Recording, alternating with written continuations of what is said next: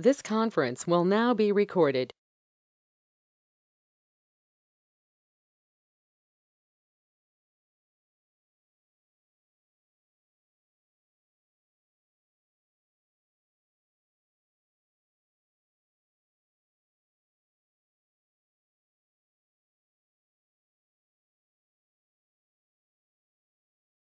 Test, test.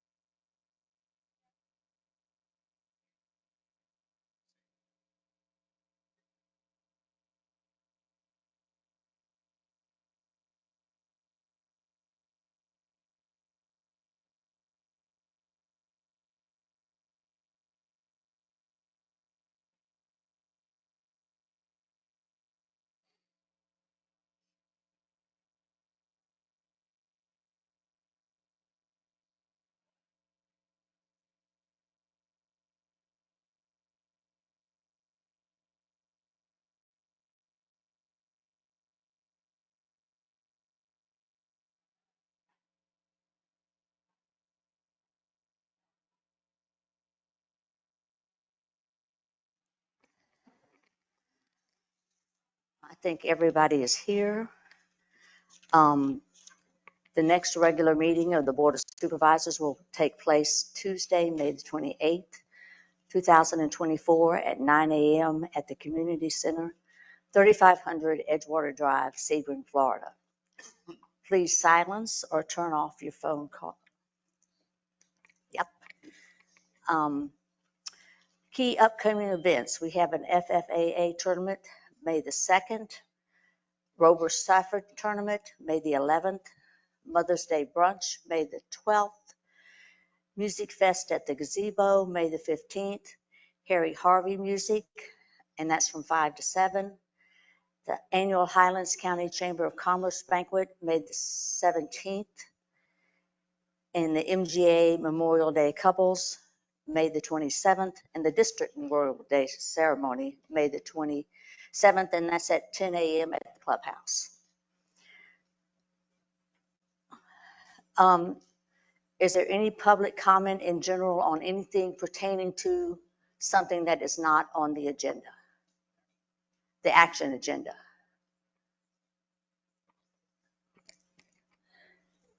Mm-hmm. Good morning. My name is Mark Carmon. I'm at 5010 Myrtle Beach Drive. I apologize, I didn't attend the last meeting, but it's regards to the motions to purchase an excavator and to purchase digital signs. Is that something that's a done deal already? Yes. It is.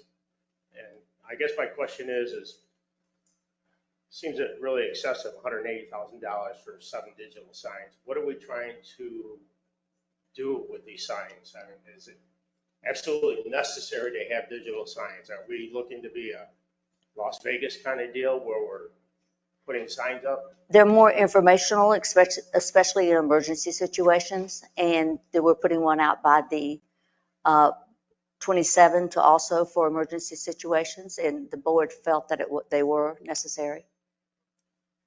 Number one is right. is our communications. It's not capital. This is another means of providing up-to-date communications to the public and our residents. Okay. And we did some sort of competitive bid analysis on that as well? Absolutely. Okay. And the second thing is this excavator that we're looking to purchase. I was speaking to one of your board members and he said that we already have an excavator, but we need a larger one. What's the expected use for a larger excavator? Is it All of the swale wells. Sure. So, The current excavator we have is functional. We're using it mainly for our utility department, taking out pipes, replacement. Fully acceptable, it works. What we were lacking was a larger scale excavator to deal with all the swales that are basically within the community as well as to the west of Cortez. You can't get back in there. And that's where we had a massive amount of flooding problems in previous storms. So we were spending as a district about $60,000 a year to rent the same piece of equipment. It made only sense to just acquire it, we own it, we maintain it, we operate it, then we can use it year round to keep clearing out all these swales. Okay. So the next storm comes, we'll be better prepared. I wasn't aware of that, so I appreciate that. Okay, thank you. Appreciate it. You're welcome.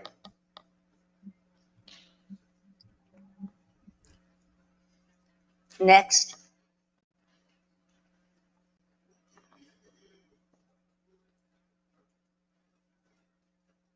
This is the, Good morning. good morning. We're here to say we love our Sun Lake community and the pool is a great asset to this community. However, we understand there's a new ruling. If our instructor is not available on the 9 a.m. classes, that we were not able to have access.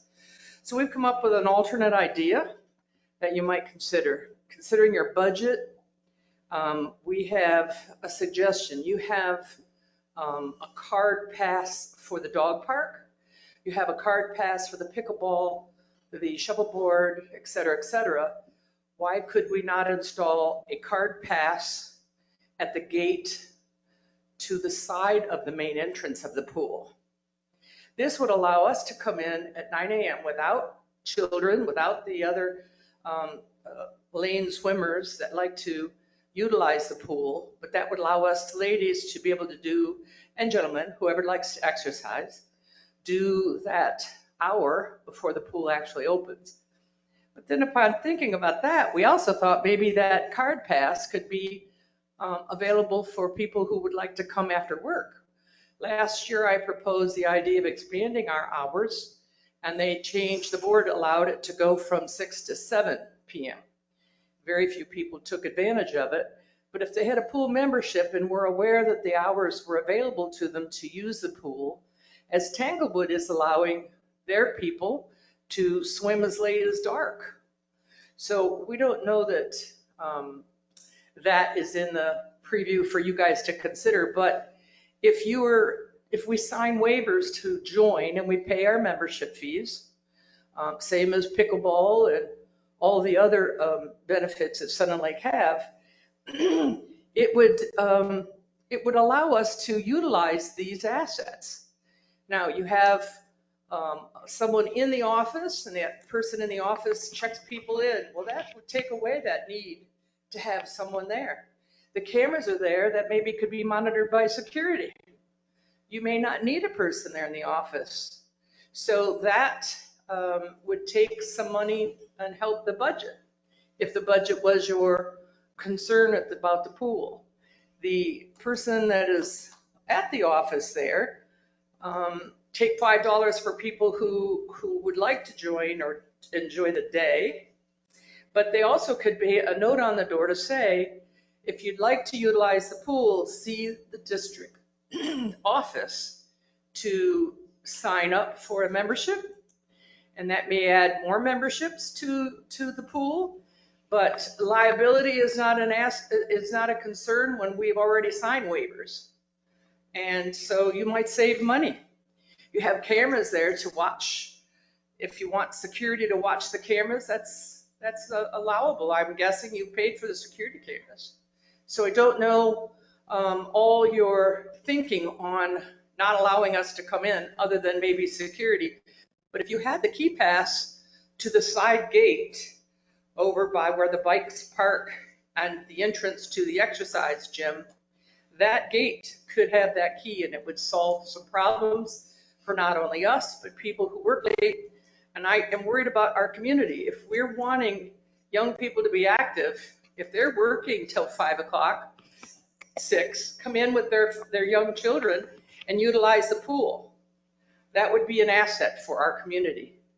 So it's not just golf, it's also utilizing the pool more hours so our community can be safe and enjoy what we have here.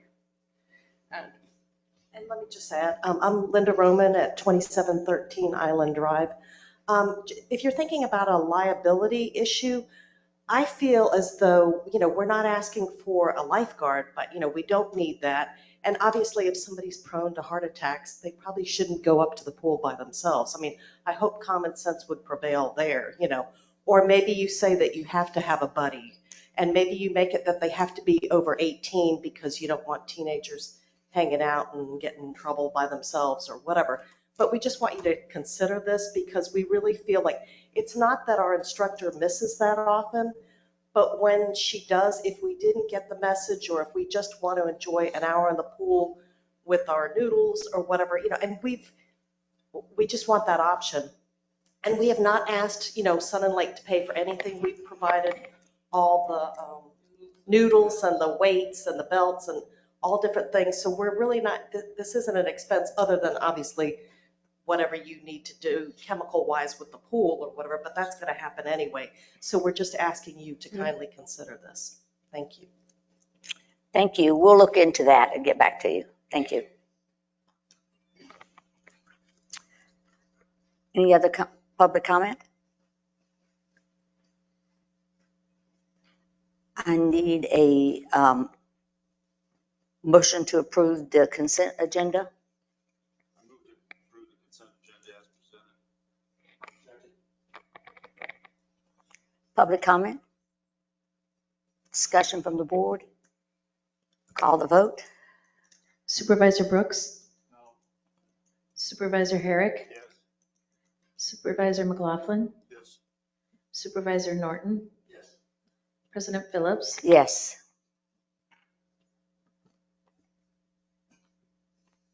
The motion carries. Okay, Scott?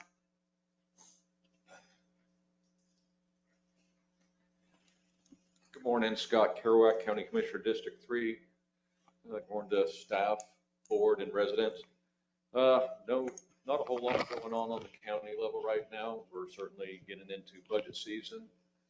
I want to certainly come this morning and thank you for the invitation to your 50th anniversary gala. It was a very nice event, great fireworks display, and certainly a real milestone for this community out here.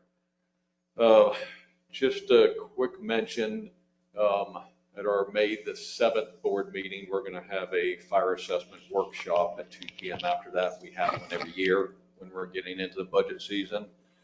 And certainly I would hope there's some residents out here that recognize the value in your fire assessment with the recent wildfire that you had out there. Certainly as commissioners, we don't like raising taxes or assessments, but in today's world, when it comes to fire rescue, we need to be ready at a moment's notice. The rural nature of our county and the amount of vacant land that we have, wildfires this time of year, especially with these winds that we're having, can get away from you real quick. They can come through the woods like a freight train and consume anything in their path. So I was very proud of our fire rescue service for the county, along with Forestry Division, the city of Sebring. I know they all worked hand in hand together, and heard some great things on how well the communication was. And, having these brush trucks and things like that come at a cost of $450,000 each seems like a heavy lift, but I can tell you when you've got a truck like that can intervene and get between homes and the woods and that brush, you cannot put a price on that. I can tell you, I've had a few comments from people that lived on Granada that literally had fire within 10 feet of their homes. And if it wouldn't have been for the equipment, for the personnel that we have in the county and in the city and with forestry, that situation could have gotten a lot worse with the loss of many homes. So it's never an easy task. You know, your fire assessment right now is less than $20 per month that you pay here in the county. You know, annually it's been increasing at about 7% per month or per year. And one of the reasons for that is when fire apparatus equipment gets over a 20-year life to it, it's no more considered frontline ready. What that means is that we have an ISO rating, which many of you may see and benefit from on your homeowner's insurance bill. And if our equipment continues to age out and we don't maintain a certain rating, then the insurance company's ability to give you that discount goes away. So I can tell you that discount in many cases amounts to over what you pay in your fire assessment. So it's important that we keep up-to-date fire equipment ready for when it's needed, and the personnel. The county, we have a blended system, so we have full-time and volunteers. Years ago, the county was made up of just volunteer fire system, and as we have grown, we have recognized that we need to have full-time personnel also. So they're there at a station, they can get in a piece of equipment that's going to start when they get in it and come to the scene as quickly as they can. So very thankful for that. I'm always available for any questions or what have you that any of you may have. And whether it's here, whether it's outside of here, you're certainly welcome to call me. I'll make myself available to you, but I have nothing else to report today. Thank you. Thank you. Anybody running against you? Yep. Not yet. As of I'm currently up for re-election this year. This will be my second term. I spoke at the Republican committee meeting here a few weeks ago. This is going to be my last term. Like I said, I've grown up here for 48 years now. I tell people I'm a politician by default that hates politics. Gets in the way of getting good things done. And I'm working on some projects here, drainage things and like that I want to see through, but I'm not looking to make a career out of politics. I want to get back to my community and serve another 4 years. I've completed my candidate petition card ballots. I've got 691 of those turned in and verified, so I qualify that way. Candidates have until May 13th to get that done. And then they would have up until June 13th if they chose to run for any of the open positions in the county that they could go in and pay the qualifying fee at that point. And for county commission, it's right at about $3,900 that they would have to pay. And then they would qualify, have to fill out some other paperwork, open up a campaign account, follow those rules there. And then they would be qualified to run for any of the spots that are open. If any of us incumbents are unopposed, then you will not see us on the ballot. We will simply be sworn in November for a second term. So campaigning is no fun, so I'm not looking forward to that. But if necessarily, I will do that. But I can tell you, it is not any fun at all. So any of those that have done it certainly know what I'm talking about. But I'm prepared to if I need to. And want to continue to keep the county moving forward. It's a tough lift at times. I pay taxes just like the rest of you do in this room. I don't like raising anybody's taxes. The past 2 years, we've been able to reduce your millage rate to erase your homestead, your taxable value if you homestead your property, which can only increase by 3% in taxable value. And we reduced the millage by 3% to erase the tax increase on the general line of your taxes. That doesn't affect your school taxes, your non-ad valorem assessments, but we control the general line on your tax bill every year. So we're able to do that with the increase in property values. I think property values are starting to flatten out, so I don't think we're going to see the increases that we have in the past.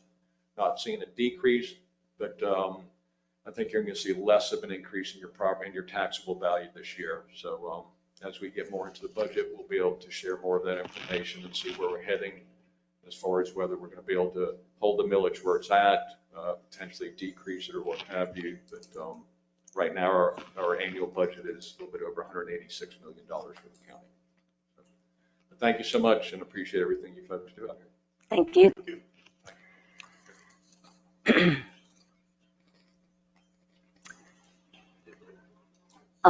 The action agenda, we need this A motion to approve the general manager to conduct negotiations and acquisition of parcels for the wastewater plant, Unit 12, and the conservation area north of Columbus.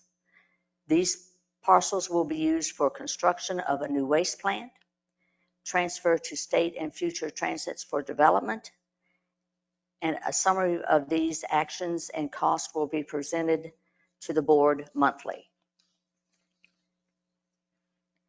So we had a discussion a few months ago where you all authorized yourself and the staff here to start putting notices out to individuals to try to reacquire some of these parcels. Mhm. Three areas that you mentioned. We're now getting a lot of the feedback, letters coming back with interest. Either it's going to be a foreclosure that we will work regardless of the interest. But there's a lot of folks that are coming back to us, and these are all going to be in the, as you see there, in the range of a discussion of a couple $1,000s max. If there's an acquisition on our need for the wastewater area. So those are not requiring a board action. They're not above 25,000. But I think it's fair that by empowering me to do these individuals, then each month I will bring back what we have done, what we have transitioned, purchased. So it's all above board. Everyone sees what's going on with the amounts. Wastewater is a no-brainer. That's in wastewater. We need those parcels. 40 of them. We'll acquire them and take from there. For clarification, the conservation area, this was an initiative by the state and the county coming to us. And in that area north of Columbus, basically, Columbus and Norco, that is conservation area, never will be able to be built. It's where we're thinking about putting our turtle preserve area. But there's still, for some odd reason, about 20 or so parcels that someone owns, a person owns. However they acquired it, maybe by a transition, a deed, a death, they just own it now. Those are the ones that we would like to acquire back in Sun Lake's name, and then in one bulk move, we will transition them to the state for a cost. They will pay us what we paid to acquire the parcels. So it's a wash. But the state would rather deal with a municipal entity rather than 20 individual landowners. Sure. So that's a little bit of an odd one. We're doing it more so to just clean up some paperwork for that area. The Unit 12 area, Mr. Hornick and that entity bought his parcels he's working on. There are surrounding parcels that we at Sun Lake, we are supposed to own. And the same thing happened. Over the years, somebody acquired some of those parcels. We're needing to get those back into our control, so if there's any discussion with the developer, could be him, could be someone else, we just need to give it our names. So rather than wait and stall these every 30 days, bringing you, hey, these 3 people want to sell, that just stymies real estate transactions, you all know that. We deal with these every day. They'll come in, Garrett will look at them, we'll process them, we'll do title changes. And then at our board meetings, I will bring you the status of where we are in the acquisition. So that's kind of what we're asking. Okay. Will any of these expenses district come out of the infrastructure fund? For the wastewater area, they will. That's a 1-for-1. For the conservation in Hornick, that's basically going to be coming out of general fund until we're compensated back by either the state or the developer. So in all these transactions, we're not going to be in the red. Oh, so Unit 12, you think will be reimbursable? Well, yes, sir. That's because part of the agreement we have with the developer is he will now acquire those next parcels that we own as he builds out. Right. That's correct. Yeah. So, but then right now he can't because he'd be dealing the same thing with 20 people. Yeah. This really is a net gain zero here for us. It's just a wash, but it cleans up the paperwork. Is there an expected time frame? This is going to probably take the rest of this year. Just how we're dealing with these. We have about 30 that are ready to go right now across those 3 areas. But as we get more aggressive in our conversations with these individuals, a lot of these are out-of-towners, out-of-staters, Canada, down South America. So it's taking us some time to find out if there's even interest, even know they own it, sadly. And a lot of these are, I say a lot, probably 30% of these are really ready for foreclosure on our part, and they'll be passed right to our legal team, and they'll start going down there. Okay. I would be safe to say the rest of this year will be Okay. Public comment? Yes. Yes.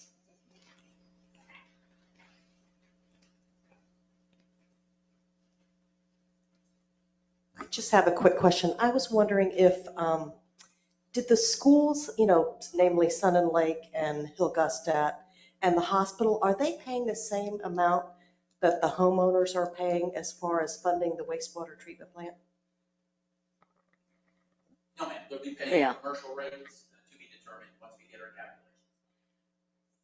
And when you say a commercial rate, like obviously residences are one thing and businesses are another, but the size of the schools and the size of the hospital, is it going to be fair and It's equitable? significantly more. It's significantly more. It's based on the output. So for Right, us, how many? we're doing some calculations of 200 gallons per household. Gotcha. Obviously, out the school and whatnot, you're talking thousands of gallons. Yeah. So the same formula will be applied to them once we set that up. Yes. And the hospital as And well, then right? all the commercial business, Gotcha. 128. Right, just curious, thank you.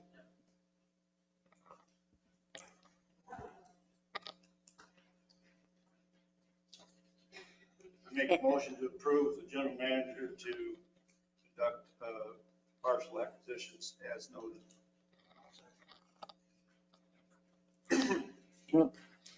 No more discussion? Call the vote, please. Supervisor Herrick, Yes. Supervisor McLaughlin, Yes. Supervisor Norton, Yes. Supervisor Brooks, President Phillips. Yes. Okay. Discussion on the 2024 budget 6 months analysis. Ayes. So in your packet, you have a two-pager. Basically, this is our mid-year snapshot of time where we stand on our 2024 budget. You see the numbers. We as a district are in a very good state across all our categories. Obviously, our restaurant is working at a negative right now, halfway into the year. Still generating close to $1 million of revenue, so it's nothing to sneeze at. But across our departments, we've collected a lot more. It's about 74% of our revenue we've already collected. It's only 50% of it. That's been because of a very aggressive collecting of penalties, late assessment fees, working with the state and FEMA to actually get the money they owe us back. So we've been very aggressive in the collection market. I won't guarantee you'll see a 50%, $6 million more coming in, but we will continue to be aggressive for the rest of this year. So our numbers will be good on the revenue side. On the execution side, we've had a lot of expenditures, Sunlight Boulevard, some other areas across our budget. So we're above the 50% mark. You see that to the right. We've executed about 61% of our budget outlay. That's not a crisis for us. It should be in the 50% range.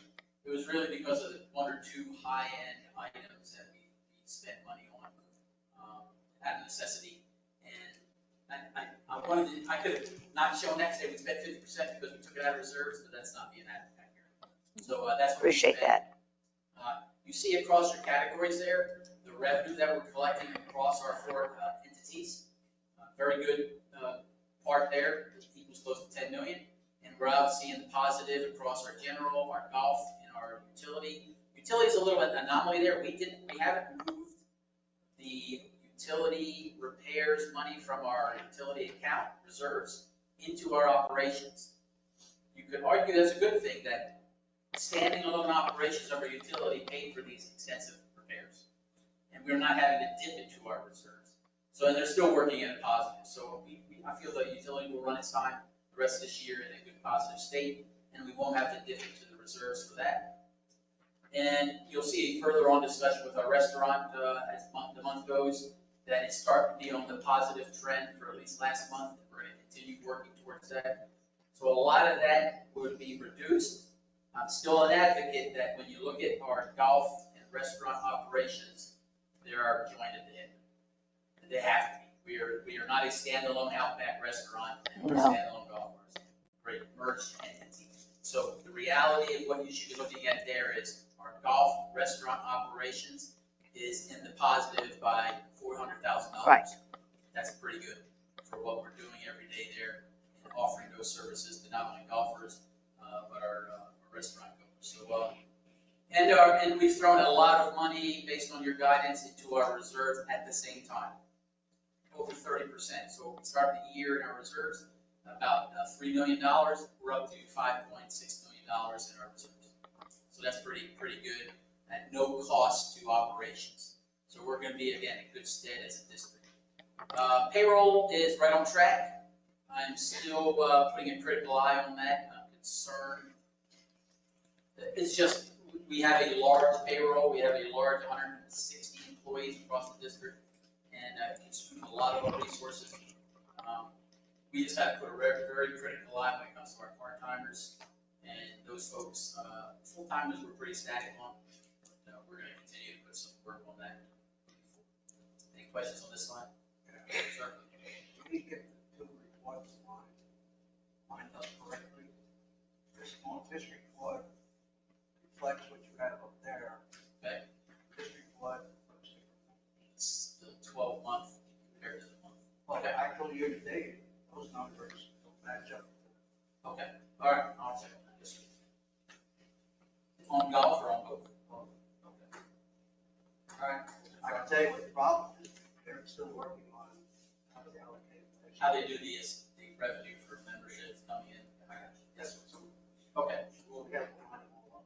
Yes, sir. Because it's really, I think, better than you're showing. Okay. That's good. That's good news. I think it is already. I haven't verified that. Okay. All right. We go next. As I said on the reserve, sorry, it's a night chart for, hopefully you guys can see it there. You guys have the global copy. This is across all our accounts, include our 4 golf accounts. We are in very good position across the operational accounts as well as our reserves. So the green area is where we stood as of Friday of last week. So it's a very accurate reading of our money. A lot of the expenditures have already been ponied out for April, so that's a good, for April, so that's a good sign. And then obviously the anticipation in May is that yellow area. There's going to be some large charges coming out of that you all approved. Towards the bottom there in red, some small movements of money, and then we will confirm what we get for interest today. So we'll close out the interest. But we're averaging about $30,000 to $35,000 a month in interest. So I look at that, that's great. It's nice to have. That's an employee. That's a truck. I mean, that's the way we really got to look at that. And it's for doing nothing other than just moving it into an account and letting it sit there.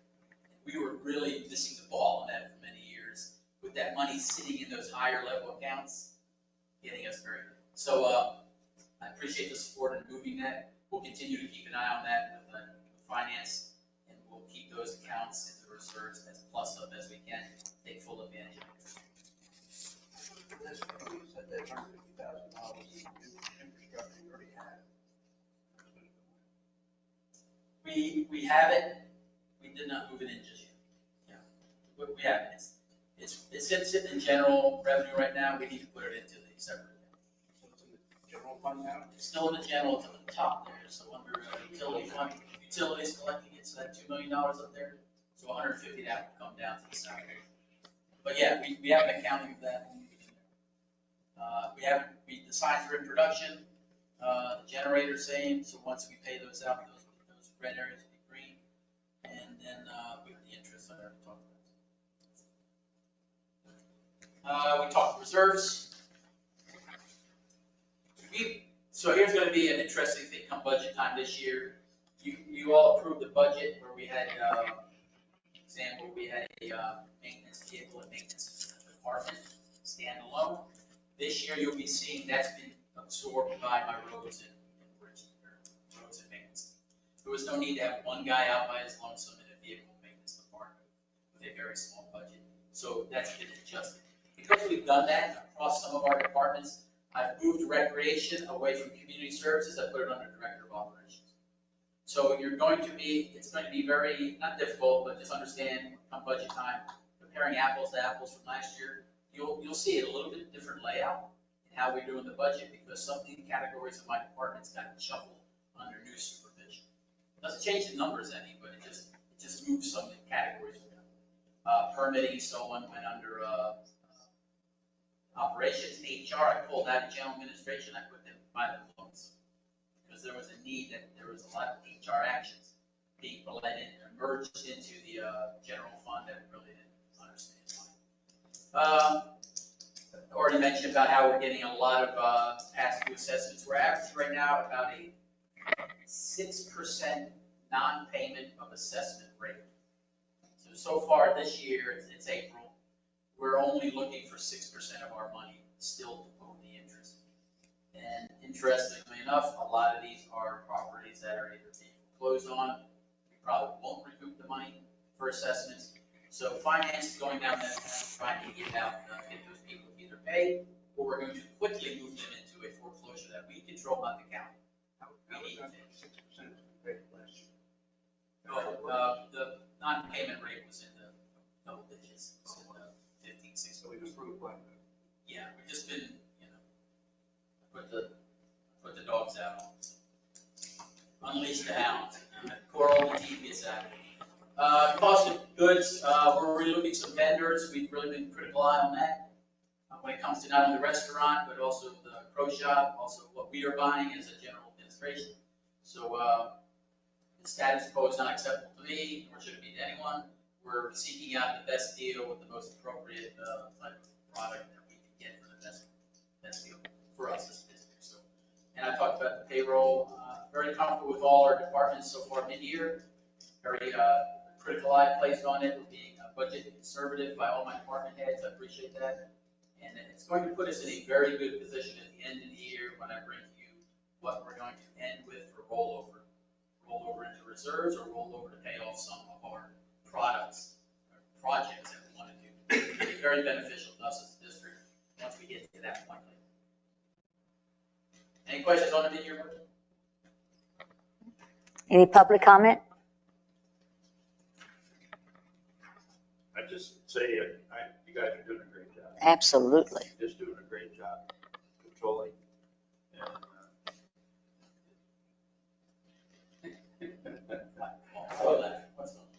I was just, I have no comment. Okay, let's call the vote then, please. We don't need to vote. Oh, we don't, okay, all righty, all righty. Any add-on?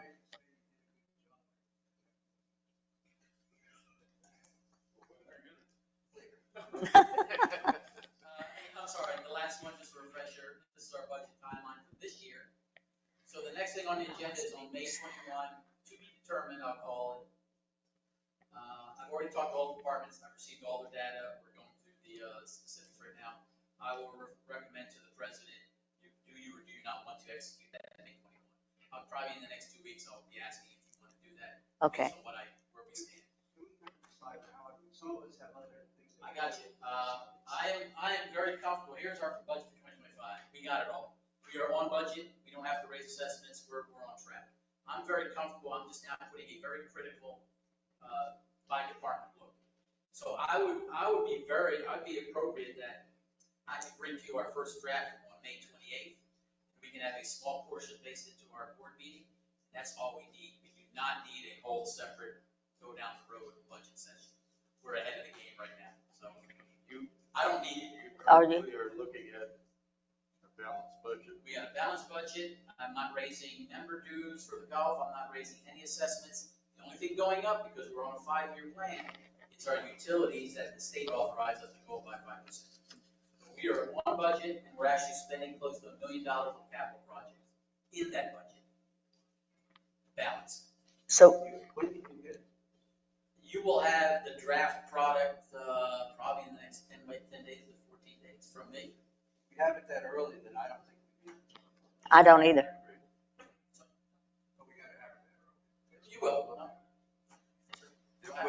Okay, the 13th of June is when we have an input from the citizens. So 13 at night, I went with an afternoon, 5 to 7. I'll be here. No expectation to have board members unless you want. I'll be here to show them where we stand. You'll already have seen it in May's board meeting. So to show them and get their feedback so I can bring that back to you for the July meeting. Okay. We have the opportunity on May 28th also. Yes, sir. Yeah. The only critical thing is that on June 18th meeting, it's a special meeting, we need to lock in the assessments for the year. That needs to be approved by y'all. So that is an official board meeting. That all we're gonna show you is this is what we're recommending for your categories of assessments. You all. We always kind of lock in the golf rates early too. For some reason, I can't remember what the reason was, but we always did. Is that still on? That's an internal decision. Yeah, I'll present that to you and we'll go from there. But yes, because that is a big part of all the assumptions that go into the budget. So that is correct. You could add it to that. I mean, that is state directed, county directed. We have to do that date for the assessments. The golf one is more driving his final numbers. You guys don't impact the general fund that way. But you said the May assessments. 28th, he should be having what his. I have his budget. His proposed rate should be included in there. Sure. Correct? Correct. You should do it with the assessments. Well, we'll be discussing it on the 28th. You'll have it on May 28th. Yeah. You'll see the approved, recommended. When do we approve? Oh. He's got to print up all of the. Sure. I think that's the problem. We could do that at June. I'd rather it not be tied to the special budget meeting for the assessments, because that's an We all internal. got to decide on it. So that being the case, I would say on 25 June, the board meeting, you are approving just the golf membership rates. Okay. And it's not tied to the assessments for this. Okay. One other thing, I think it's a good idea, the citizen input, meeting on June 13th. Because it's at 5 to 7, I think you ought to start advertising that very early. Because most people assume that the meetings are always at 1 o'clock. This is something different, and I think people will take it as a I agree. We will be very aggressive with posters and mailers and whatnot. Yeah, we'll get that word out.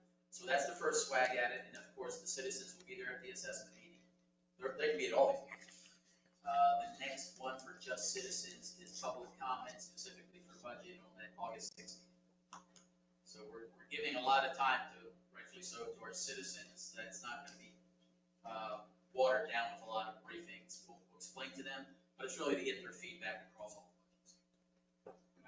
You said that you're not going to raise the assessments. Or you're planning not to. That's what our numbers look like right I now. still like to consider putting the metrics in the assessments. Yes, sir. And if that means taking it up 1%. I got you. Yes, to be honest, and especially tied to the discussion right now, it is not really locked into the financial side of it. It's more the capability and the ability for us to open it up, park launch to any resident. We have to build in some systems, which we're working, of how do we manage the pool with a ticker that shows it's at capacity, you can't come, because we just wouldn't be able to do that. So that's more the restriction. It's nothing to do with the finances.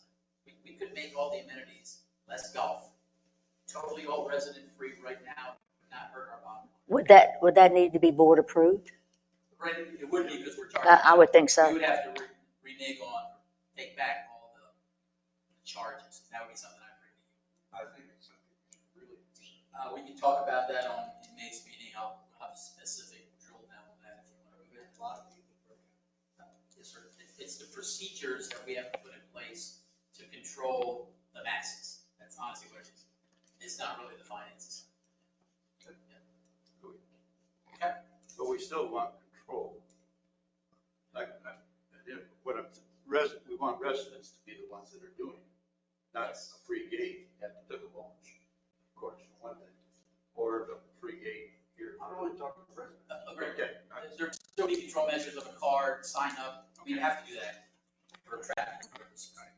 It's just there wouldn't be a fee assigned. That's like the dog park. We'll give you a card there or an access. Well, we can't do that this year because we would obviously have to raise something. This was start 1 October if we want to go down. Okay. That's all I have on the budget.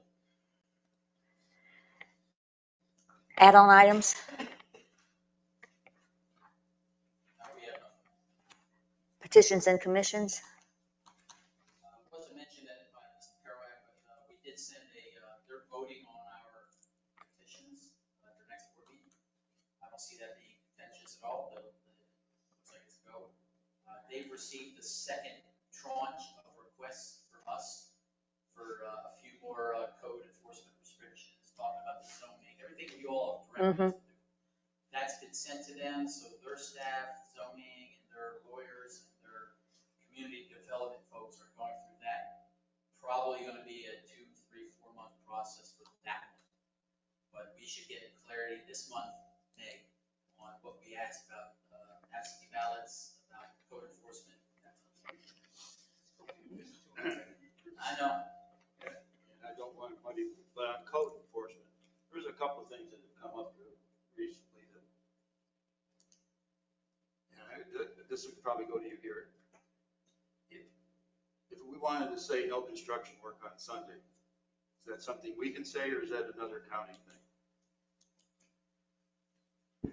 That'd most likely be a county I directive. don't want to start before 7 in the morning or going past 7 at night. Precisely, yeah. Generally, when you have restrictions like that tied to construction, it's usually the permit that dictates when they can work and what the restrictions on that are. So that'd be a county building department. But don't we? Reissue permits? Our permit is only for land use.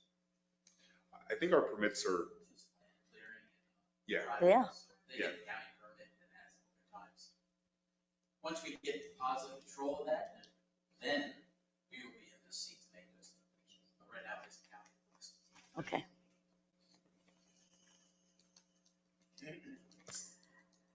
Mike? Good morning, supervisors. Kind of as always, I'll start off on the golf ops revenue side. As I noted in the last board meeting, obviously we have some revenue impacting conditions on the golf course. So just we'll go through how that has impacted our revenues.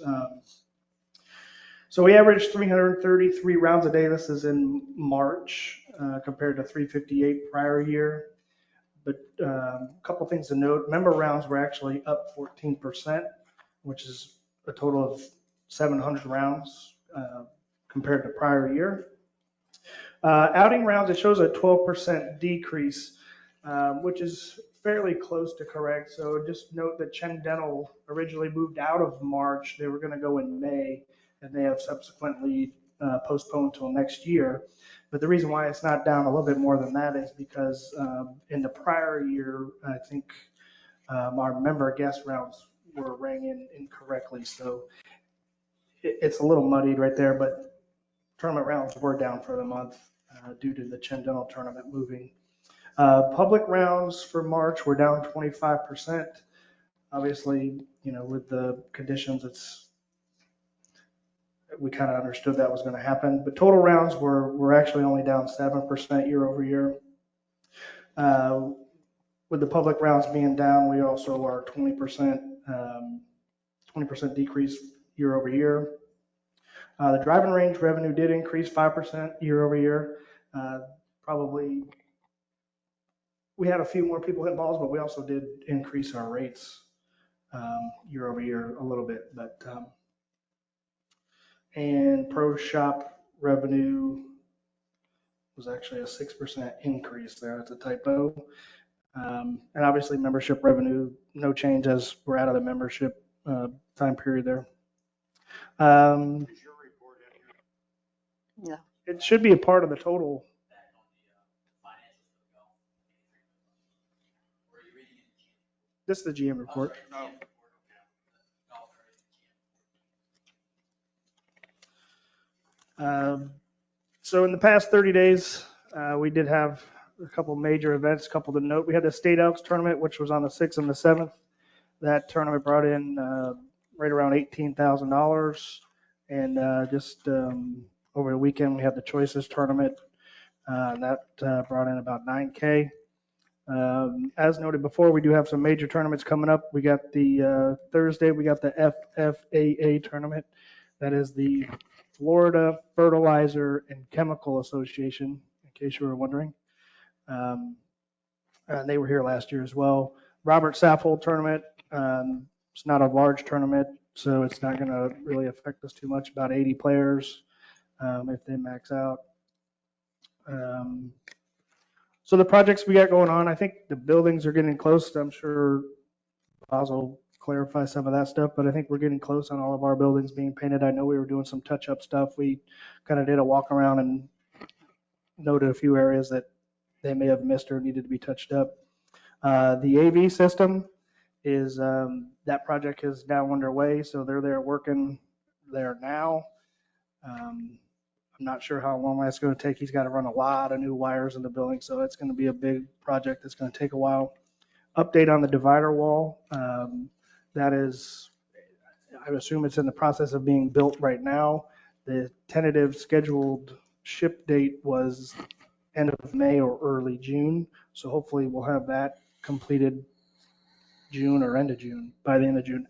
I should get an update from them as it's completed. On the golf course maintenance side, as we've discussed, so obviously Turtle Run's closed this week. Verticutting fairways, aerifying fairways. We put in the Ronstar out there, which is a pre-emergent fertilizer. Anytime you do aerification, you want to do pre-emergent. That way you don't get weeds. Every time you break the surface, you got the chance of weeds. So the Ronstar will help with that. Bird cutting greens, aerifying greens, and also the pre-emergent will go on there as well.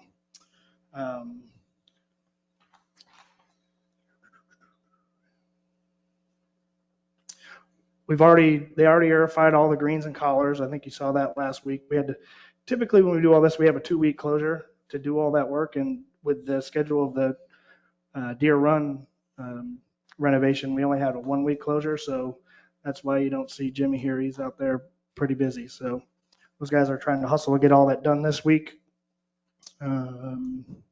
We also put out command. So that was the black stuff you saw spread out there late last week. That's what that was. It's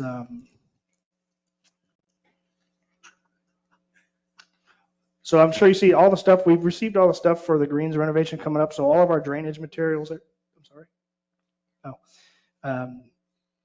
all the drainage materials there, and I'm sure you saw in the parking lot where you saw the rock and sand. That material has already arrived. Just so you know, that's enough material for the first 4 greens. So it seems like a lot, but that's what all that is. So that project is going to start on Monday. So we'll be getting some communications out. We'll have pictures and we'll go through all that. All the drainage material is here. All of it. Correct. Fittings, pipe, everything. I have a question. I know that we're only going to have one golf course this summer, but Highlands Ridge and Pinecrest have been putting out some pretty low numbers. You can play Pinecrest for $22, including your card, any time of day, starting May. And Highlands Ridge, I think, is 23. 20? Is it 20? They have a. You have to buy, but it's on the card is nothing. So are we going to do anything like that to try to be competitive? Sure. So we have our summer membership program, and we also have our summer. We have our Advantage card as well. So and we can adjust and advertise those rates as we need to. Obviously, that fits in the dynamic pricing. Obviously, if they're being real aggressive and we see our tee sheet having some open holes, we're going to do what we got to do to fill them. Well, can we start advertising now since our main competition has already started? Yeah, I mean, we've been running specials now. Obviously, our demand's been down a little bit, so we have been running specials, and we will continue to do that as well. We've been a little more aggressive on our Golf Now. We do a lot of Facebook advertising. You can just do generic Facebook advertising, but you also pay for advertising and force that out there, which we do. We do some in our market here. We actually do some out of our market, like Winter Haven, like Wales. We force a lot of Facebook advertising out that route.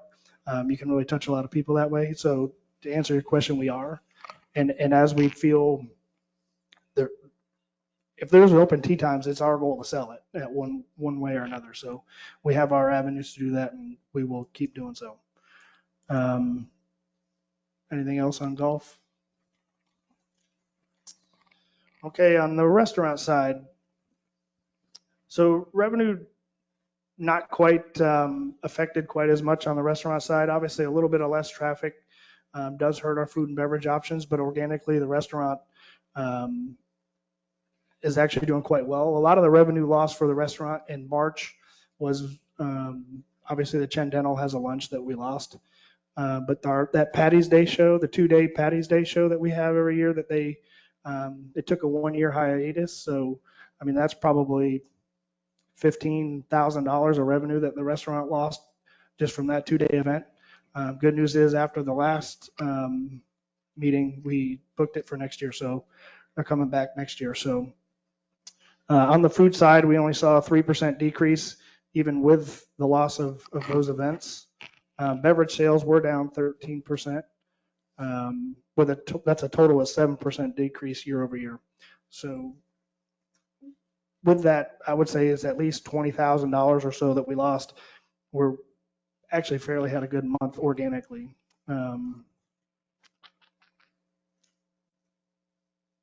Upcoming events, we have 5/12 is the Mother's Day brunch. We do have on the 14th is the Chamber Scholarship Lunch. And the 17th is the annual Chamber Banquet, which that will be a full building event. Trivia night will be on the 20th. We'll do live music on the 24th. And we got the couples, and we got 19 total events and banquets coming up for May, which is. Why did we bring trivia back and not bingo? I will ask that.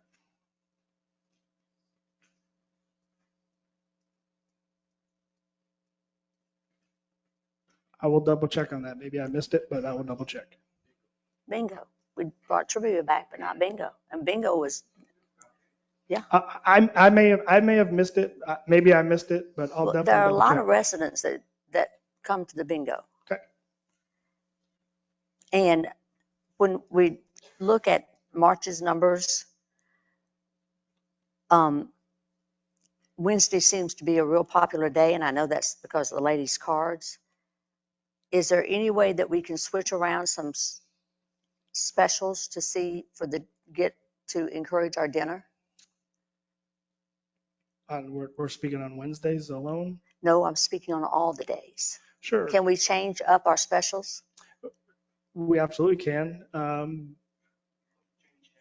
I don't. No, I don't want to change. I don't want to change hamburger night. Yeah. I'm there every Wednesday. Yeah. So That's the best deal in town. yeah. So the burger night is been But- popular. Yeah. Those weekly ones, well, I mean, it gets tough. We can have a sidebar conversation on that and see what we feel. Just to shake evaluating. some stuff up. I We mean, can. what about fajitas one night, or Yeah, we can do we've those. got a great chef now. Let's utilize her. We've done some of those, but we can do all of those. But yes, I'll take your feedback and I'll come up with some that we can do. Okay. Friday night, there was a celebration of life for Sally Summers. A lot of us were there, in the banquet part of the restaurant. And I left there around 7 o'clock, walked out, because I had a golf cart, so I walked out to our restaurant. You know what I saw? There were no tables there. And there were white tables up against the wall with white tables. Mm-hmm. I said, what is going on? 7 o'clock. This is a restaurant. Oh, we set up the golf tournament. And I thought to myself, my God, I need to sit up at 8 o'clock. Well, Why would you have an empty room and call it a restaurant? Just throwing it out. Don't understand sometimes why we do the things we do. Let me throw something else at it. Okay. I went back and did a little research. Your February forecast was Falcon Restaurant, and I won't break it down for you because I have it. Was to have an increase of $185,915. That was your February forecast. In reality, it was $22,900. So only missed it by $160,000. So I said, okay, let me look at March. March forecast was to pick up 92,000 between the two. And you picked up $1,904. So my question to you is, have we adjusted your future forecast, or are we in for a shock every month? And consequently, the numbers that we're projecting for the year are going to be much worse. I'll have to look at that document that you're looking at, but I update on my forecast weekly, if not daily. I'm talking about the price. So I'll make sure, This thing said you're going to now lose $244,819, projecting for the year between golf and restaurant. Is that a real number, or are we going to be missing it, just revising it? no, I'm gonna have to look at your document to see what the numbers you're looking at. My current forecast has us right around the positive 185 to 200. Why would your forecast be different from what we're finding? I did, well, that's what I gotta look at. I gotta see where your numbers are generating from to make sure they are the up-to-date numbers. They do run a month behind, because you're looking at from way back in March, the mid-March, and we're, right. I'll double check it to make sure that those numbers are getting updated to my forecast. I'm thinking your numbers are so far wrong that when the year is over, it's going to be a shock. And I can't imagine this plan next year, not knowing really what you're going to end up this year, giving it a pretty big chance. Well, as I stated, I think we're going to be in the positive 185 to 200 range, depending on how the summer goes. So you're saying you're going to be 60,000 worse based on what you know now? I'm just saying, it's great to put a bunch of numbers on a piece of paper. You're not Right. working, you know what, who cares? Correct, but do understand that those are over a month and a half old. So the number that I'm giving you is today's forecast that I did this morning. So the forecasting, obviously, correct, but I have to do it well in advance of you receiving it. So Well, if you know we're in trouble, don't you think you're, I don't think we're in trouble. We're not in trouble. Obviously, I'm sorry? we're not in trouble. So you're saying 188, right? And that's compared to what? 300 and some odd thousand last year? No, last year was 218. So we're gonna be $30,000 behind prior year, maybe, depending on how the summer goes, weather-wise. We're gonna be about $100,000 behind plan, which is probably the number that you're looking at. I'm thinking we're going to get shot. Yeah, I mean, obviously, being $100,000 on the bottom line behind plan is not ideal, but obviously, we've had some revenue affecting conditions on the course. Weather, obviously, December, January wasn't very good. Course conditions were behind. But It says forecast for each month. correct. Is that real forecast or is it just numbers from last year and you just keep quoting? That's why I said, I'm gonna check your document and make sure that the numbers are flowing to that document correctly. From what I do in my forecast, they should flow directly to that document. I will double check that. But there's not,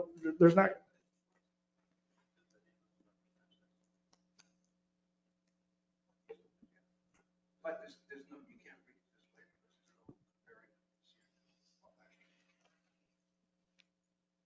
I'm just going to bring it up.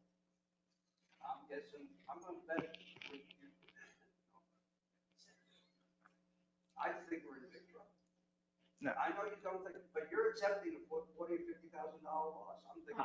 I'm not saying I'm accepting it. I'm saying that that's what's gonna happen. And it's not that I'm happy with it, but we're doing it. We're absolutely doing everything we possibly can. So to that point, I am not, like y'all, I know you all, I am not a fan of any negative plan, negative financial plan.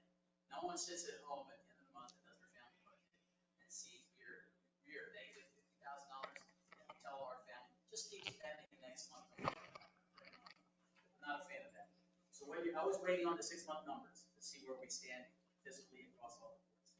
What you're going to see, and I'll use the example of the big golf report that lays out, there's going to be a critical eye placed on him, his team, the golf, and the restaurant, and we need to get that negative line to a more manageable number.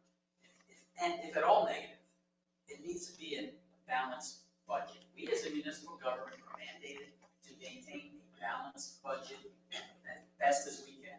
So to plan to accept a $30, $40, $20,000 negative each month and just keep moving that to the next, it's unacceptable. And now, so that's all, I own that. I own that. All right, so let me sit with the team here. I've been giving them guidance that critical eye needs to be placed, that if we truly are going to be into the negative that month, what are we cutting to not be into the negative? Does that mean we need to reduce buying stuff? Do we need to not have as much staff? There's going to have to be a cost on that. We cannot keep running a negative budget. That's unacceptable. So we will put the critical eye on that, and if it directly impacts operations, I will make sure you all are aware of it. And if you have to look at 4 servers that night instead of 6, I will make sure you're aware of it, because that's what we have to do. And those decisions need to be made, because we cannot plan to run the clock on this for the next 6 months and say, we're only going to lose $300,000 this year. That's not at all any of our personal budgets. So I will be doing that with him and the team. I do it with all departments. Yes, it's a challenge over there because of the uniqueness of golf and restaurant operations. We control the environment for all my other departments. That one's a little bit odd because there's an outside, external impact to there with outside vendors, outside restaurant people, outside players that we don't control. They don't show up this month, they don't show up this month, we gotta eat something. But, yes, I'm not a fan of looking at that negative line. He will not be a fan of looking at that negative line. We will at least break even. Because we are right now on a glide path in our restaurant golf operations to at least be positive $14 million, at least. That's even with some negatives right now. I hope to be that's higher. That's my goal, to get it to higher. It needs to be self-sustaining. We don't need to fund it from other resources. It needs to be funded, and it makes a lot of money. It needs to be funded by the people that play and use it. It's what it should be. They're amenities to our district. They are not a free lunch meal program for our district. All right. So you're saying a quarter million? Yes. But I'm with you, and I hear you. It's a check. It's a project that is high on the list. Well, last night you talked about staffing last night. And I'm not the only one that was there. It was as many staff as there were people. Yes, those type of decisions need to be made. Correct. Those hard decisions need to be made. Yes. Yeah, so it's that general time of year. We are reducing staff. We have conversations about labor budget all the time. We just had it all week long, or just yesterday. We went through all of our labor budgets. The shoulder months are always the toughest months with labor because right now we're kind of working out of the shoulder month more into our summer pattern, but some days you still get busy. So on both ends, until you get into that solid winter pattern or the solid summer pattern, they do get tough on the scheduling of folks, but we do cut staff as we see that it's needed. But if you're there at 5 o'clock and you got 3 or 4 servers, you don't want to cut them right away at 5 o'clock because you might get busy at 5:30 or 6 o'clock. So it is a little tricky at this time of year, but absolutely we have all those conversations. We go through scheduling budget talks weekly. So that we do that.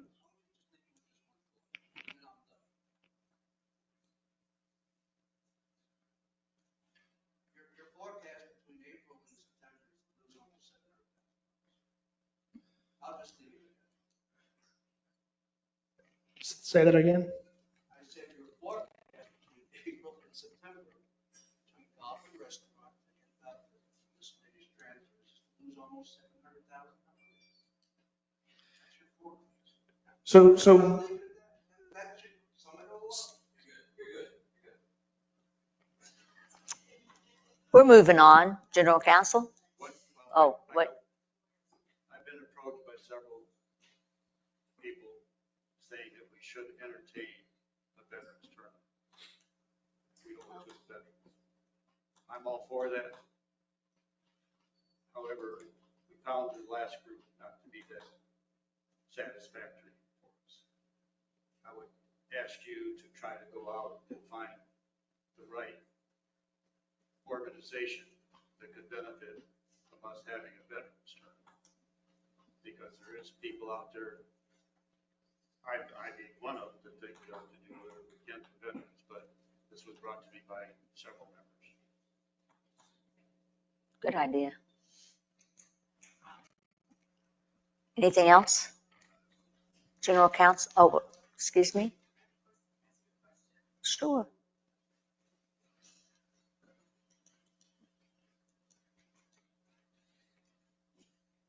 Hello, I'm sorry I'm late, but I have a question about maintenance and the time they come around the pool in the mornings from 9 to 10. We can hardly hear the instructor when we're having class. Is there any way they can move their time so that they're not in the pool area doing like mowing and things like that, the construction? I mean, it's just from 9 to 10. He'll look into it. We'll take care of that, ma'am. It's not a problem. Roger, you got it. Yes, ma'am? Good morning, Kim Gross. I live at 4011 Cantoria Avenue. Just a comment, when the restaurant banquet facility is booked on a weekend, we golf in the couples league. There's a Hershey's league, a couples league, during season, 100 golfers, maybe now 50 to 75 golfers. We get shut out of that restaurant. And so because you have a banquet. And so we'd like you to think of some alternates to satisfy drinks and dinner for these types of people, whether it's outside for hot dogs and hamburgers, over at the Shack, wherever you can put us. But we all disperse and go someplace else and have drinks and dinner someplace else. So you're losing money every Saturday that you kick us out of there. Thank you. Yes, ma'am?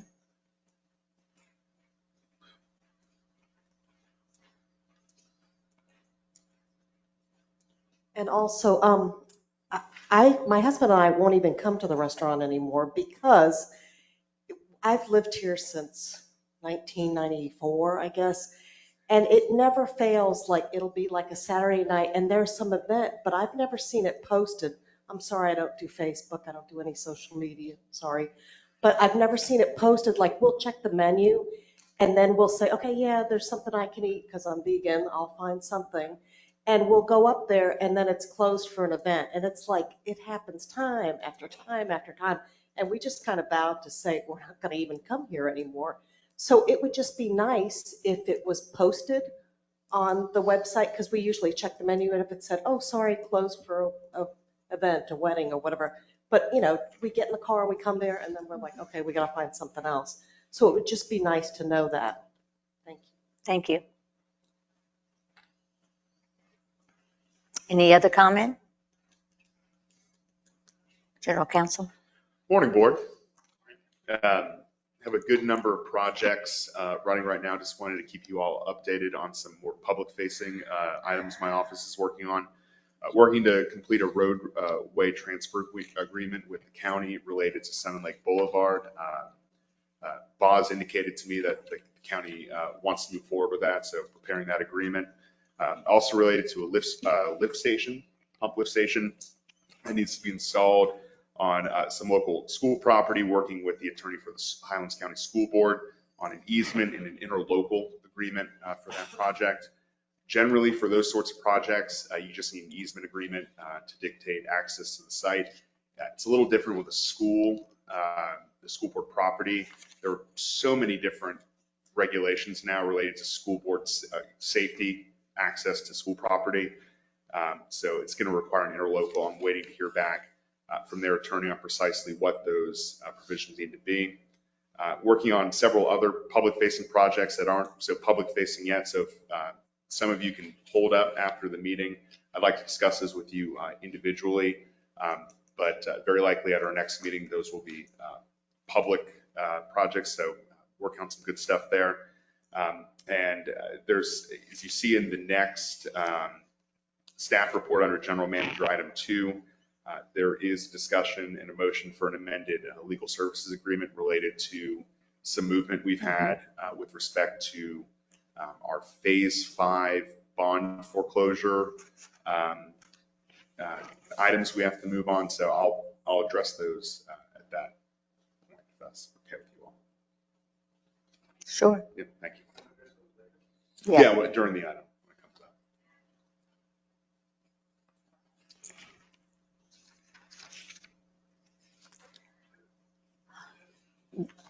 Yes?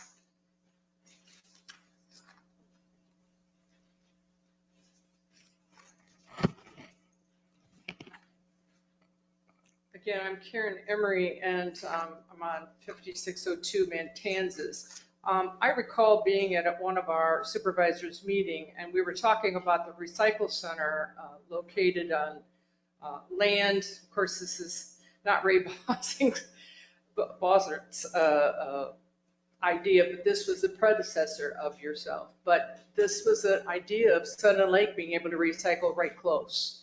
Has there been any movement on that? I'm curious. Yes. Yes, so the board approved the location, it's the backside of Orduna, coming in from El Gusta, that area there.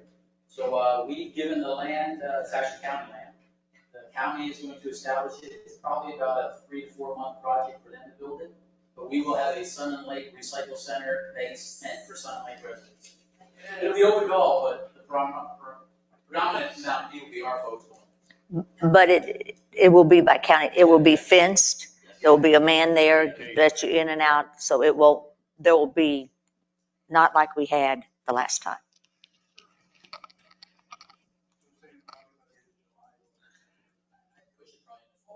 Yeah.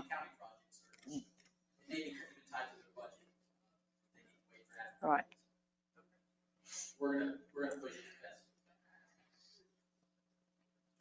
You have your general manager's report, I just use your bullets that quickly scan over.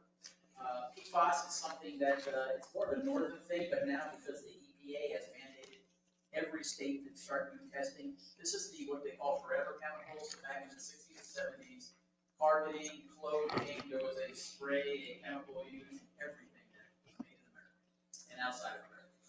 That stuff now, about 20 years ago, has been not allowed. They stopped using it, but they call it a forever chemical because what it was part of, it's still actively products. Now it's in landfills, now it's in backyards, now people are still using non-stick pans, that type of stuff. And it's out there, and honestly, it's what I call it, you have to bleed it out of the system. It's gonna be there until it eventually just disappears. So because of that, we are mandated to start doing PFAS testing with our water plant, as well as what we output with our wastewater. So the water coming out of the wells, we will test. We just did our first testing last month. It's about a 30-day test. I don't have no specifics yet. I'm very comfortable we're not going to be anywhere near the ranges that EPA is worried about. But we'll do the testing. But we also now, so we're seeing what it is in the groundwater. It'll come up, we'll test it. And then why we test the wastewater is as it goes through our system, goes through your houses, the pipes, and comes out through the wastewater, it'll give us a baseline of this is what came out of the groundwater. This is possibly what's in people's households are using. Maybe there's illegal chemicals or inappropriate chemicals being used, and then we'll have a gauge to see by location if we have some hot spots we need to address, extra filtration and whatnot. EPA is to set a standard amount for millions of particles per gallon. The concerned areas, Wisconsin, the city I ran, we had a paper mill. There was a lot of PFAS around there. We don't have a lot of mills. We don't have a lot of industry around us, so I don't think there's going to be a lot of groundwater contamination. And even our landfill is out past us, that it's going to another groundwater base. So I'm very comfortable that when numbers come up, we'll continue to do testing. We'll monitor it, and we'll put out information to all residents as well as annually in a flyer of how many times we tested, and to give them the comfort that we are going to, for their safety, follow all state and federal. The FASD is the Association of Florida State Districts, Special Districts. Went to that conference last week. The main thing coming out of that was the governor, he actually has until today to sign it, is going to sign a legislative action about special districts, HB 713. The only two things that affects us right now is that we are required starting this year to produce as a district our goals and performance measures. We have to report those to the state. So we're going to come up with very cursory amount this year, and we'll build on as the years grow. We'll report them by December 2025, basically after the year, after the budget. We'll give them our report card, and then we will just continue year after year that way.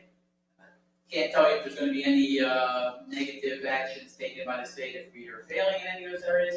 This is at the infancy of the law, so this really just a start point to mandate some standards across all the special districts. There's 1,600 of them in Florida, and to mandate some requirements, because a lot of these special districts are just running on their own, taxing their people and not really holding any performance goals. And the people don't understand why they're part of the special district.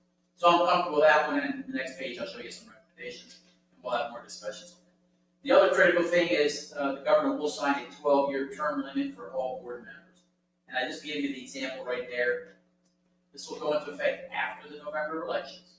So no one now, as well as getting elected in November, is going to fall under this until the next cycle. So the example I give you right there, our 2 landowners, for example, the governor wrote those out. So we're not worried about 2 members of our board ever, unless it changes. The 3 popular elected folks, President Phillips, you're good until your term ends, and then you would be under a 12-year term limit. You want to hang around with us 14 more years. So there's your timeline, 2038. The new board members, once they get elected in November, they'll ride out their first 4 years, and then they'll be good for their 12-year term, and then so on and so on and so on. So it's really just meant to ensure there's some, shaking up of boards, make sure there's no cronyism, make sure there's no one sitting there for 30, 40 years. So I guess there's some goodness of it. 12 years is a pretty long time to serve on a board, but that's how it impacts us. Those are the only 2 things for special districts. There's stuff with the mosquito guys, the fire guys, and the water guys, nothing impacting us. But we should see this sign today. We'll put out a notice. That's the way it affects us. We're working the county ordinance language. You'll see that this month. We talked about the 25 budget, so I'm good on that. Garrett's chatting with you all about these taxes and parcels. Bottom line is we're a district. We have parcels in our possession. They are mandated by law to be non-taxable. We will make sure that happens. Garrett's going to go down that road. Emergency no notice exercise. So in the month of May, before hurricanes hit us, I'll be conducting with our staff what I call a no notice exercise. So one morning we'll come in and I'll say, go button up the community center for a hurricane. All right, put words out, get that. I want to exercise the staff that they don't have time to plan, they be able to execute appropriately. We'll tell them, go out and Balboa is closed, set up some barriers, cut some trees, that type of stuff.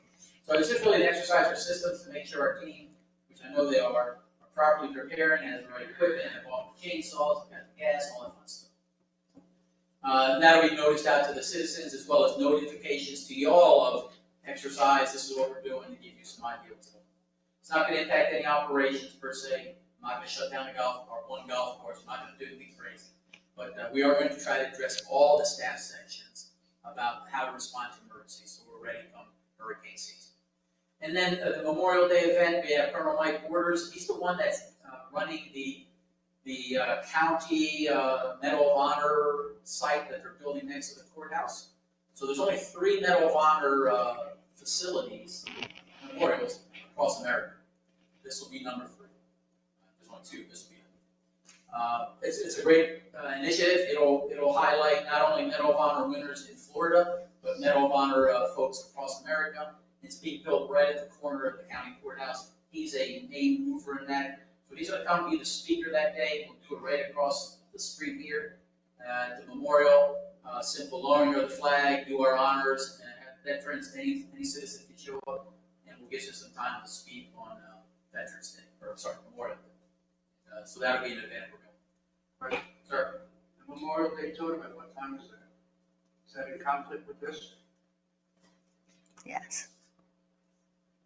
We'll sort it out. Huh? We'll sort it out.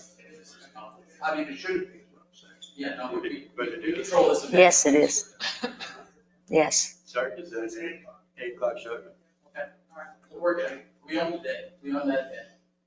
He says it's good old days. We haven't publicized this till right now.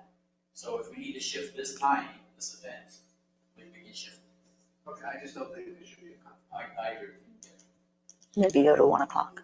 The rest of your general manager's report, we did hire our finance manager in our finance department. So now we are lacking a accounts payable receivable clerk. Once we get that person on board, I'd say a few months later, I'll be bringing to you our assessment analysis of the need for an outside vendor to provide our financing. So that's a movement in that direction to help in that. And then you'll start seeing some of these products that we positively control. And we're kind of going down that road with a lot of other things that have been outsourced over the years.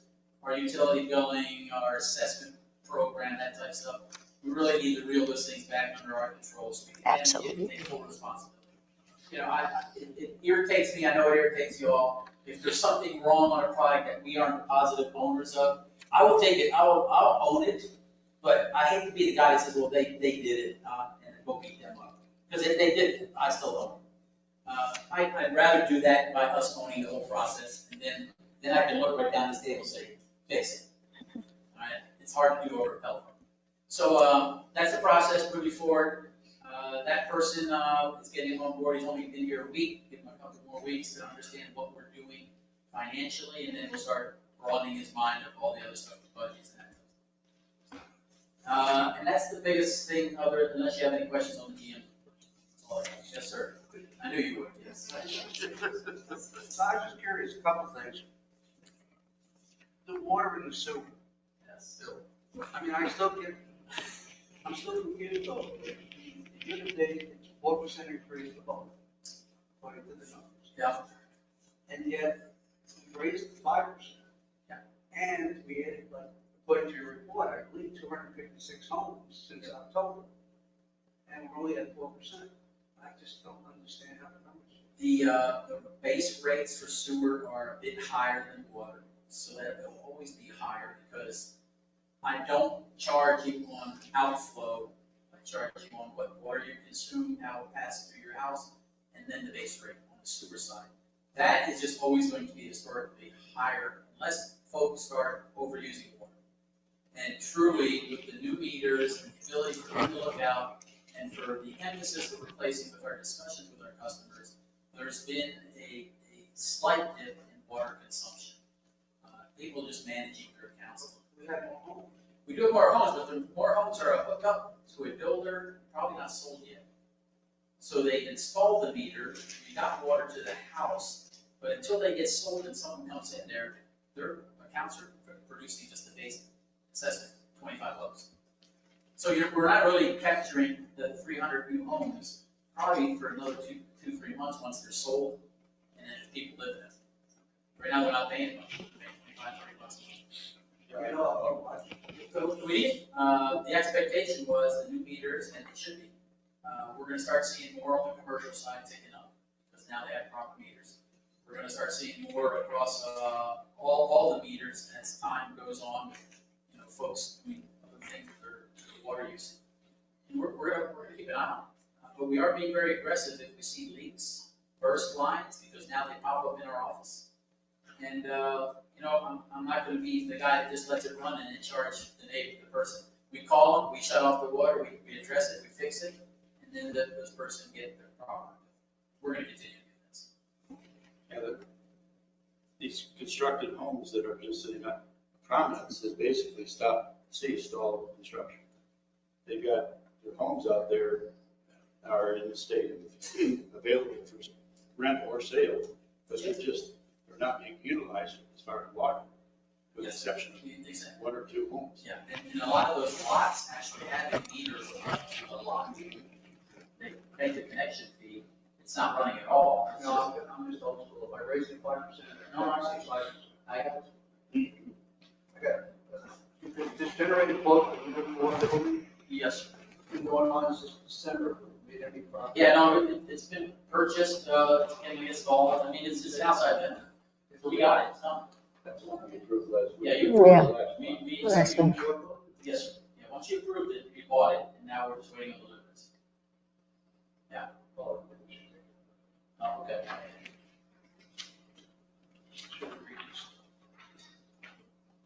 I just also thought it was interesting, and this goes to Marco, that emails that we sent out, what's going on in the district, the open rate of those emails is tracked, it's only 51%. Sure. So when people say they don't know what's going on, it's because they don't know what it is. Yeah, we track clicks to the app, we track the opening, if you open an email, we track it. The messaging boards are gonna be very beneficial. I mean, we're gonna do as much as we can. The worst thing we could do is revert back to, we think it's gonna be successful. Let's do a monthly mailer to every house. It's gonna cost us $10,000 a month. That is wrong. And everyone just calls that too. Yeah. I think we just gotta find these innovative ways to get our message out. Just one last thing. What is the problem with the state and the 200,000? Is that play finished in July? Yeah, it's the accounting / paperwork requirements, the permits, the county codes.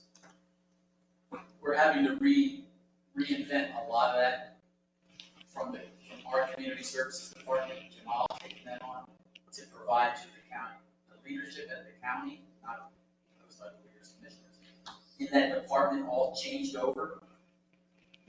A lot of their products were just for our products that we submitted to them were not on record. So now Jamal's having to find a lot of that question back. We're still gonna get 200 grand. There's still 500 grand of FEMA coming our way. I mean, there's some good money out there that we're knocking the doors on trying to get money for us. That was softball stuff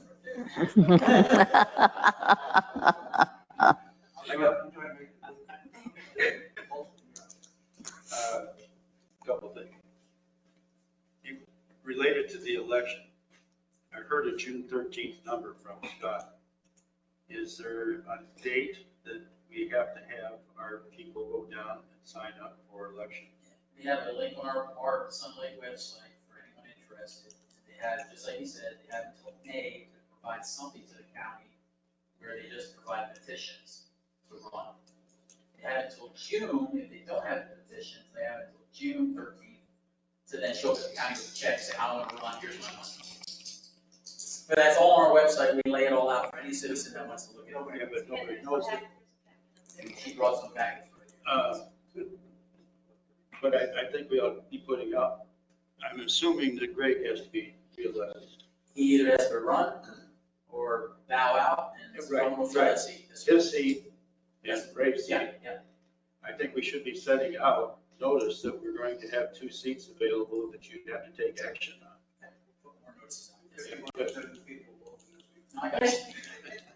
Yes, sir, we will. Well, At least we tried. but and we can also go tell people that we know at one time were interested, whether they still be or not. Put the word out. Also, I think kudos to you and the district staff. The gala event was nothing short of the most professional thing that I've ever been to. Did a great job. Absolutely. It was absolutely. Absolutely. I'm sorry more residents didn't come and enjoy that evening because it was well put together. There was an agenda, stuck to the agenda. It was just a very, very pleasant night. And if we have something like that in the future, I urge you to come and join us. It was a very nice night. That was a lot of work. I appreciate the team. Took out all stops. Yeah, it was fantastic. We set a good standard and we will maintain that standard. And I don't think I've ever had as many people that were actually there come up and say, can we do it again? Yeah. They loved it. That's a good point. I think They truly did. Yeah, I need to bring back to you, not as formal as that. Yeah. I need to bring back to you. We probably need an annual residents event. Time it with our outsiders that come back, our snowbirds, so time it there, and then we provide a district-sponsored, all residents come and enjoy, and we run that appropriately. We can do it inside, outside. I owe you that, because there was a lot of comments. that we Oh, wow. received Yeah. That we need, we do a lot of those, but on a very small scale. We probably need more, one that we advertise, get more involvement. Truly thank our residents that do many things for us across our business. Yep. But definitely this fall, we should do announcement people. Yes.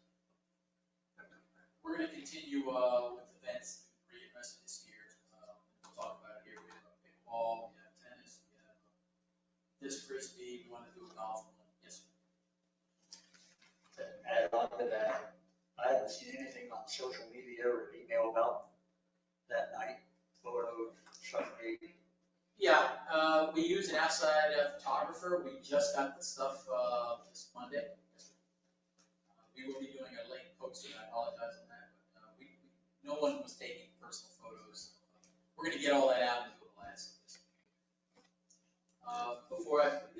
Go ahead. Bill's got it. We don't need to talk much about this, but we'll get this out to you all. It's kind of like what our draft goals and performance measures we will look like come this fall, and I'll get this more out in detail to you all over the next couple board meetings.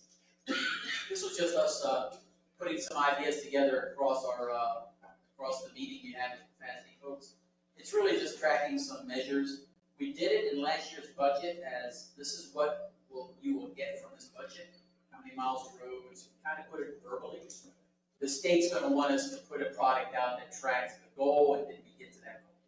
How many miles of roads did you resurface? How many gallons of water did you produce?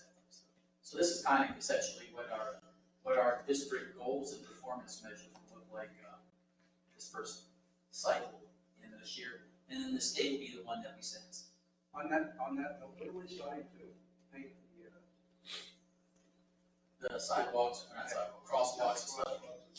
Yeah, we were waiting on the first road project resurfacing to get done. That's not holding up everything, but I was focused Bob and his team to coordinate that. Once we get the surfacing done, then he'll move his teams over to start doing some paint. It's going to be a summer project. We're going to knock it out very soon.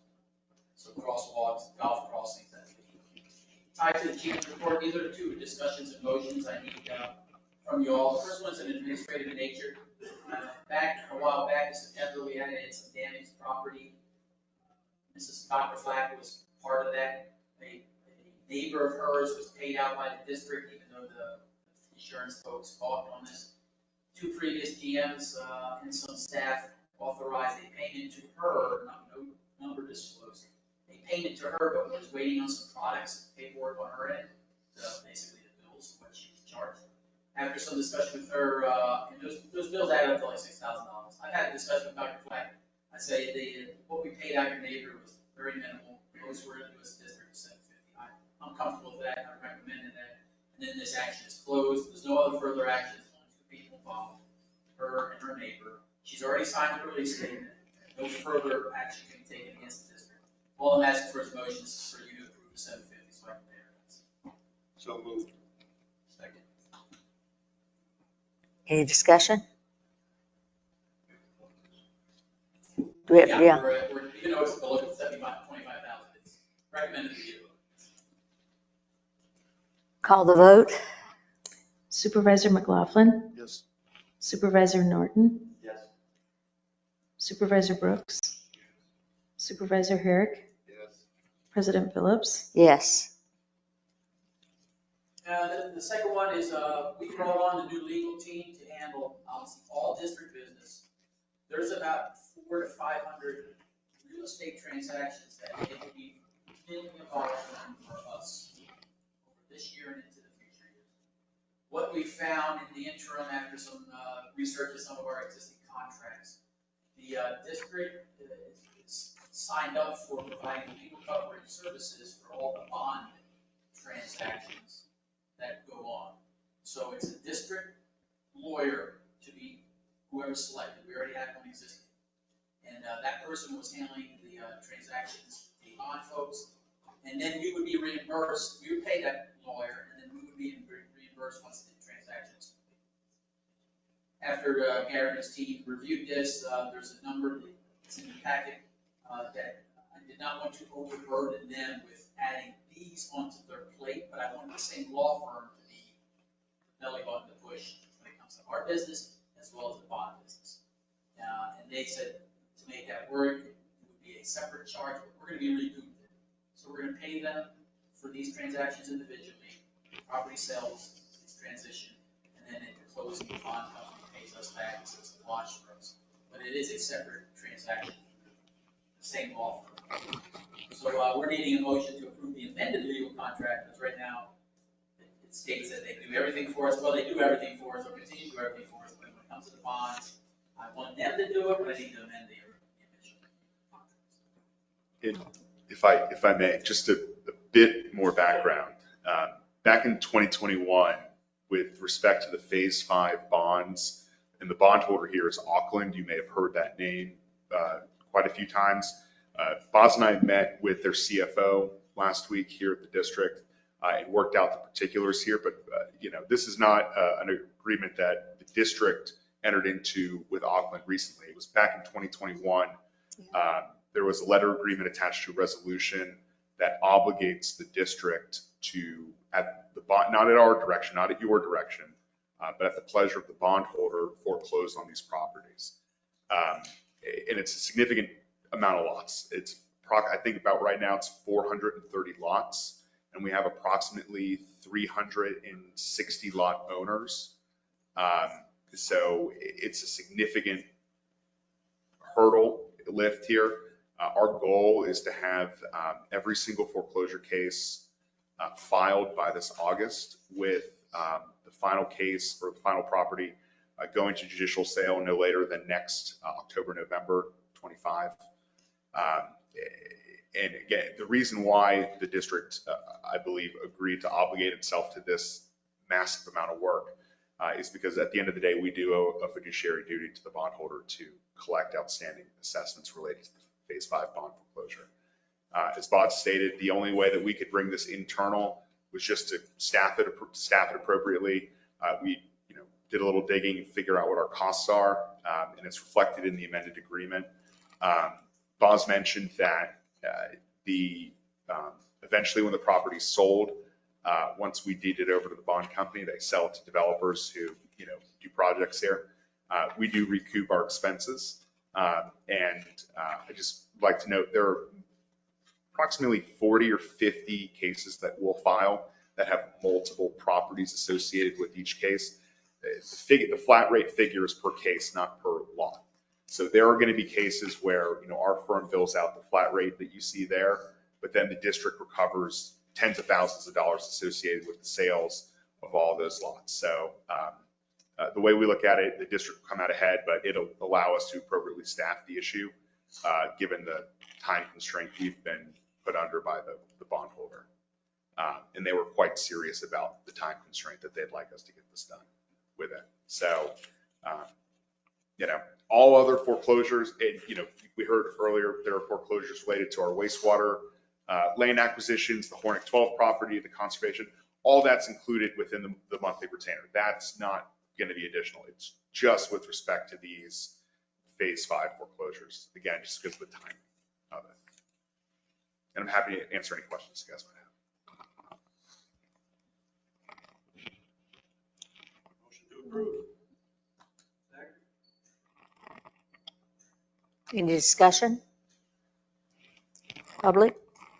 Board? Call the vote? Supervisor Norton? Supervisor Brooks? Supervisor Herrick? Yes. Supervisor McLaughlin? Yes. President Phillips? Yes. Thank you all. You have your 25 and above expenditures for March, nothing that's not either approved by the board or based in today's budget. So that was pretty cut and dry. We should have finished off some of our, a lot of that higher end expenses are obviously our recurring costs, our power bill, our insurance payments, but the biggest ones there is the construction on Columbus Boulevard is done. So we'll be getting all that reimbursed that's shown up there. We have to pay it out. So that's just for the record. We talked the golf, not going to go into the detail of that. You'll start seeing some actions there next week, as well as there'll be some times where we will put a notice out to get all the citizens together to go show them the project. And our engineer, our outside engineer firm will come and do the first couple of greens inspections of the drainage once it's ready, prepped, to give us the comfort, give you all the comfort level that it's being done appropriately, which I'm not worried about. But it'll be a second set of eyes on that project, make sure the drainage. We will continue on with Music in the Park this month. Another events, our 50th, so we're good on that. And I appreciate the comments of the gala. It's a good time.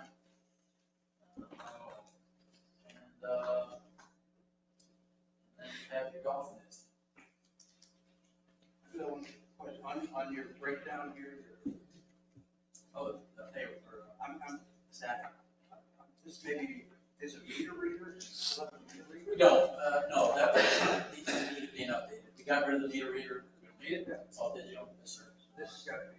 What's the date on it? It's 7/28/23. It needs to Oh, be. okay, we'll get that out there. Yeah, because I'll update it. it Yeah, says, no, we'll get it rid of says that. in the list equipment. Yeah, we'll get rid of that. Well, it's got. Well, it says vacant. It's got a name. And I will get it fixed for you. That's I got it. That's all I have unless you have a question. Oh, On digital sign, we talked about, as we talked about, something on 27. Have we finalized now, we're going to put everything, or that's still? The signs are in production as immaterial for replacement. Right now, between New Power and the sign company, we went with the local vendor was the cheapest. They're doing the actual site locations, I'm confirming each location, then I'll come back to you. Probably May, I'll come back to you with this confirmed up locations, give you a picture of where we're putting them. And then if there's any adjustments from there, but by then, we won't get the signs until middle of June. Okay, so we built. and some of them are portable, so they're movable, correct? Well, yeah, they all are, we just Yeah. take them off the Yeah. facade, we just put holes in the ground, yeah. So we can move on. Yeah, We're doing all the work on that, electrical installation. And where are we on special assessment for the water plant? So we have the outside legal doing the assessment of the ability for the special assessment number, checking our number. We have the Florida Rural Water folks are adding the methodology for the assessment into the report to DEP. So that's being done. We've had our discussion with DEP. They're accepting of the methodology. They just want to see it in the report submitted to them. And we are putting a little bit clear guidance out to our utility customers as well as our owners of the language we're using. We're not actively collecting, we will collect if you pay, but we are not actively doing it until we get all those three pieces set. Then it'll go back on your utility bills automatically. So I'm probably thinking it's a 30 to 45 day out till we get it back on the bills, waiting for those three entities to give us, you are good. And then we got to do one posting in the newspaper. And So can I assume maybe by June bills will be okay? Or it won't be in May bills, I'll tell you that. We're hoping by June, July bills it should be. So we just have to extend it, get the money spent? Yeah, we'll just shift everything 6 months. Yes. The bottom line is, the way we did the concept is every parcel / utility customer has until December this year to pay the number of 180 right now. They have until December. You don't have to pay anything until November's bill, December, to satisfy what we need to make those numbers work. So technically, I don't have to shift anything. The only thing I'm shifting is the ability for someone to pay 15. Well, that's what I'm saying, we gotta put that message clear out to our residents, that they understand. I think it'd be cleaner to move it 6 months. Oh, we can do that. If you tell somebody.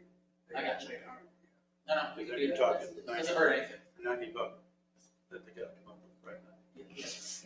We can shift to 6 months and then put, the capital finance plan we owe to DEP, we're revising now based on that guidance. And we'll just change it 6 months to the right. Yeah, Doesn't hurt our plan. no. Digital, on street light plan, there was conversations again with what, and you guys are. You guys said keep it within the approved budget number of 75,000 for this year, so we went back to Duke, we scratched out a bunch of lights. They're now gonna give me the new plan of how much to keep it within 75,000. So we're gonna see that. So we're still gonna do the same areas, it's just a lot less lights. That's the guidance I would receive. I'm not okay with that, I prefer us to pay it up and do it, but financially, then we would not have, we would have to dip into our reserves. Did sustainability partners have any? They are working a concurrent plan to present to us if we went their route, where they finance. So I'm waiting on that too with the Duke Power numbers. If we do something, we should do it right. No, I agree. The one silver lining on this is the way we laid out the lights within the budget I'll use the example of the Manor Hill area. They're gonna put me a light at the end of the street and then put me a light at the cul-de-sac. To do that, they're gonna have to run the line all the way down the street. So when I come back to them and say, now pop in a light every third house, it's a lot cheaper because the lines are in there. That's the expense, is then to run that line. So they're gonna do that. They're gonna give me 2 lights in the streets, and they're gonna have a new line. So when I say I have the money now, I wanna do it, go back and get me 6 lights down the road, the cost of hookup is a lot less. The power's already there.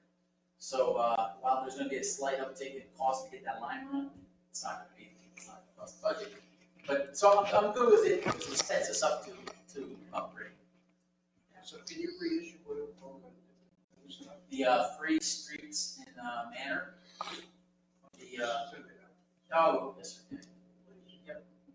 And then one last thing on my list is, we briefly discussed this at, I guess, the last meeting, this morning, Unit 12.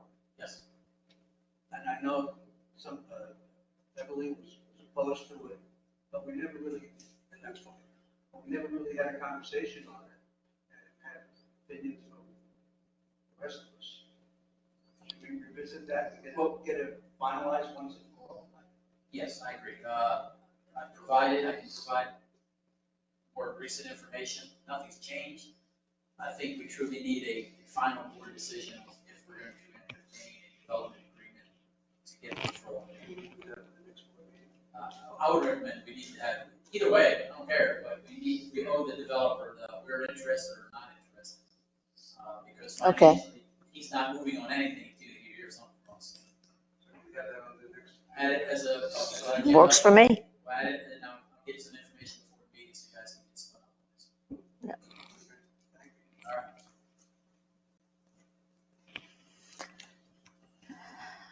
Where are we? Finance? Finance? We're good on staff. Okay. Any follow-up items or new business?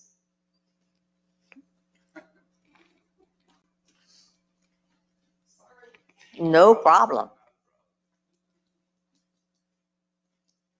And I'm a resident on Mantanzas, and I brought it to Duke Energy because we lost power for over 10 hours this month once again. I have been a squeaky wheel because we've lost power 5 times since last August. 5 times, it could be 5 minutes, it could be 10 hours. Nobody else in this community, to my knowledge, and I'm wondering what you all have heard from Duke about the cause. I have had contact with one of the guys that work on the lines. I was here, drove by where the problem arose at the corner of Edgewater and Mantanzas.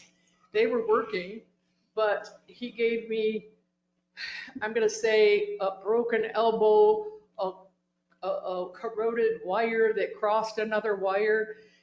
But 5 times in this amount of time, to me, is unacceptable.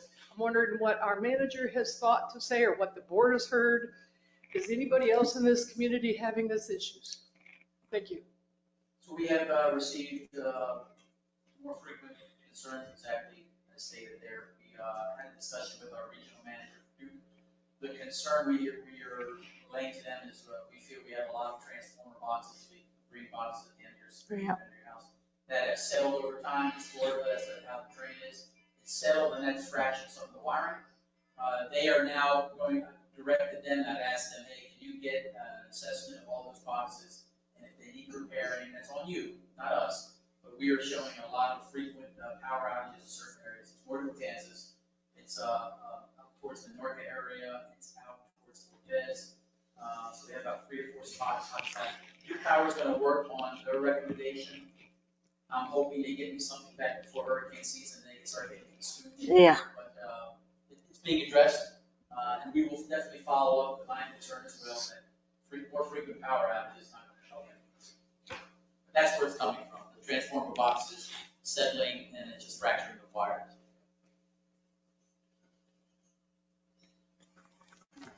Yes, Bill.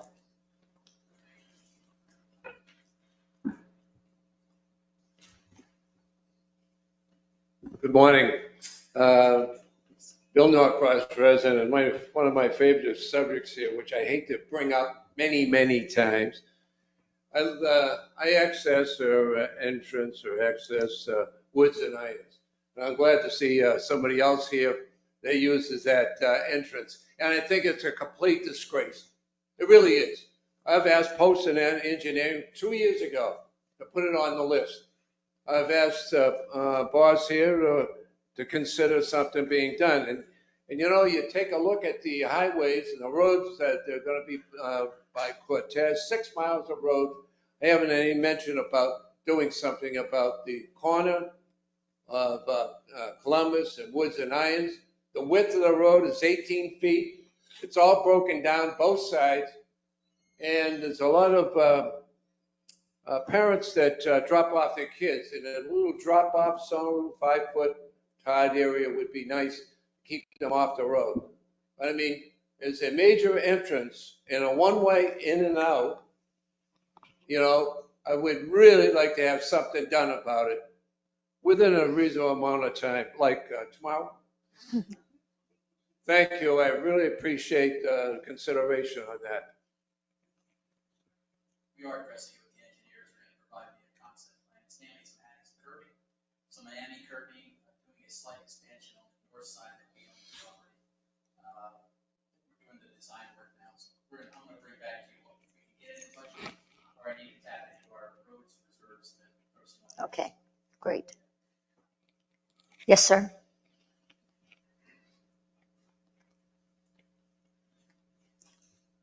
Good morning. Good morning. Daniel Garvin, 4505 Calatrava. 2 items. One, this may be considered a political shirt. I don't know if I shouldn't be wearing this. This is who I believe we should vote for. The National Day of Prayer is coming up Thursday, 11 a.m. at the courthouse. National Day of Prayer this Thursday. Anybody who's interested, it's usually very good. A lot of people attending. The other item that I wanted to bring up was, I don't know how to put this without making it a big deal. A lot of the homes are not selling, quite obviously, that the people are putting in, they're building, the builders are doing, and they're rentals. And there's evidently, and I think I've brought this up once before, there's evidently no requirement of a garage or a storage place for these homes. And the rental people don't seem to have to abide by much of what we say they ought to be abiding by. And there are so many homes with the crap piled all over around it. And unfortunately, they have no place else to store it. There are no garages required. I believe I was told, I think you mentioned that that's a county thing. Well, can't we get the county to change that requirement? I think it ought to be a requirement of the contractors to have at least a single car garage. And today, some of the ones that they've built have a driveway that is barely 1 car wide. They're rentals. They have 3 and 4 cars parked on the grass, and because they don't have any room for it. I think that it needs to be evaluated and see if there isn't a way to make have the county become a part of that. Everywhere I've lived before required that there was off-street parking and the ability for people to store. I noticed one of the rentals has put up a fence, nice white fence, I guess, around their stuff, but they've had for probably a year much of that. So if that would be considered, if there is a possibility of working with the county or something, if that's what's required to get it changed. That's what was submitted in that last letter we sent. Right. Mandatory garages, mandatory sprinklers, mandatory proper parking for at least 2 vehicles per house parcel. So we submitted that.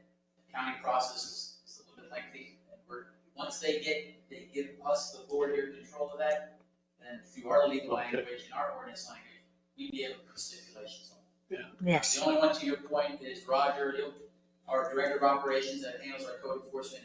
Parking on grass, we can control that now. He'll handle that. That's something that's totally mandated by us. Yeah. We can do that, but man, requiring garages and sprinklers, we're working to get control of that. It's just gonna take a little bit. Okay, all right, well, thank you. Thank you. Discussion to and from the board?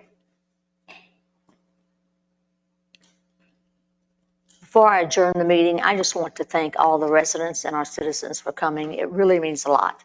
We appreciate your input and your attention to detail. Thank you.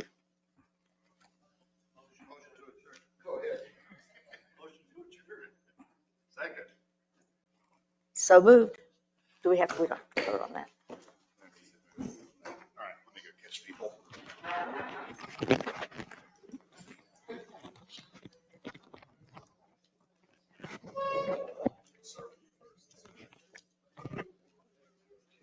So, working on this in the background.